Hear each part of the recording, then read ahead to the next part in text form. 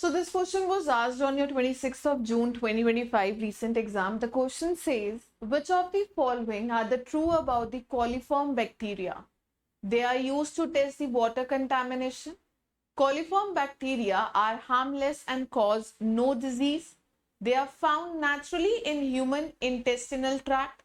Their presence in water is an indicator of your fecal contamination. And you have to tell me, choose the most appropriate answers from the option given below. अब ये जो question था आपके exam से पहले, जून exam से पहले recently news में कॉलीफॉर्म से रिलेटेड क्या है आपकी न्यूज आई थी. सो ये हॉट टॉपिक था उस टाइम का और वहीं से क्या है कहीं ना कहीं आपको ये क्वेश्चन भी पूछा गया है. सो जो भी आपका कॉलीफॉर्म बैक्टीरिया है, it is found in the intestine of both your humans and your animals. ठीक है, इंटेस्टाइन में पाया जाता है. सो इसका जो प्रेजेंस है वाटर में वो डेफिनेटली सजेस्ट करता है कि भाई यहाँ पे क्या है, क्योंकि ये हमारे ह्यूमंस और एनिमल्स के इंटेस्टाइन ट्रैक्ट के बारे में बताता है. तो कहीं ना कहीं अगर इसकी वाटर में प्रेजेंस रहती है तो ये भी बताता है कि कहीं ना कहीं फीकल कंटामिनेशन है. ठीक है, उसके बारे में. तो ये क्या है, making it a useful indicator for the water quality testing. तो अगर पानी में प्रेजेंट है तो एक वाटर क्वालिटी टेस्टिंग पैरामीटर बन जाता है. बिल्कुल, पर ये ध्यान रखना, ये जो कॉलीफॉर्म बैक्टीरिया है जनरली हार्मलेस रहता है themselves.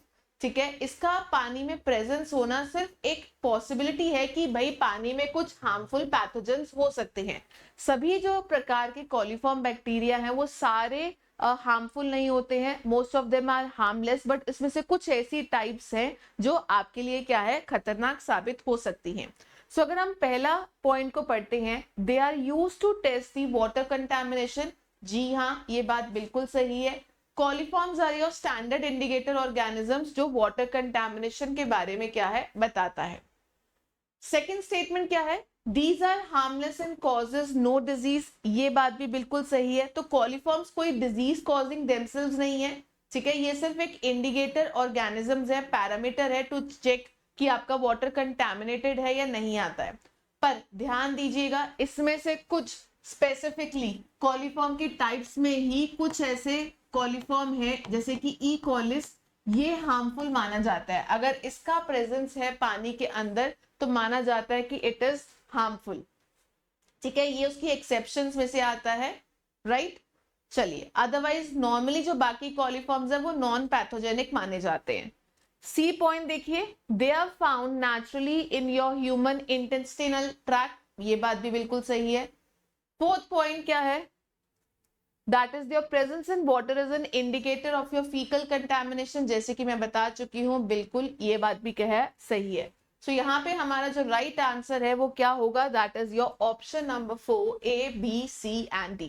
I hope so the clarity about your coliform bacteria is absolutely clear. क्योंकि ये क्या है, coliform bacteria खुद में एक पैथोजन नहीं है, हार्मलेस है. ठीक है, बट इसकी कुछ टाइप्स क्या है आपके लिए हार्मफुल हो सकती हैं, पैथोजेनिक हो सकती हैं. तो ये सिर्फ एक इंडिकेटर है, पैरामीटर कि आपका जो पानी है वो कंटेमिनेटेड है. चलिए, आज के लिए सिर्फ इतना ही था. Thank you so much.